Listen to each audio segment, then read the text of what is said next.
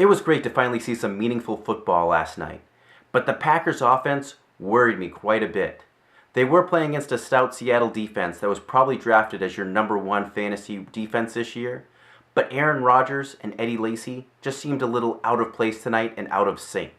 I think both are good buy low candidates if you can get them for a little lower than where they were originally drafted after this first week.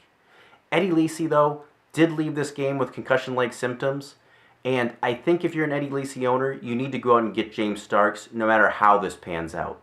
You really want to ensure your first-round pick and make sure that you're covered. Jordy Nelson, Randall Cobb, they had your typical Packers wide receiver night, and I think both of those guys are going to be just fine and continue to be top 15 wide receiver options for you. But on the Seattle side of the ball, this is where I think things get really interesting.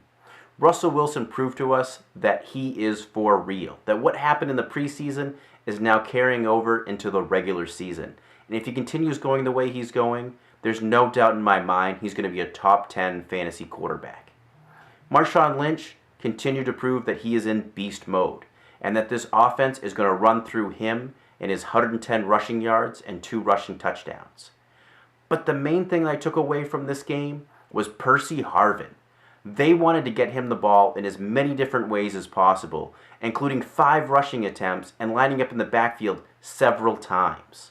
I think if they continue to feed him the ball like they did this first game, he is easily a top 15 wide receiver this year, and prove that what he did a couple years ago in Minnesota is going to carry over to this year in the Seattle offense.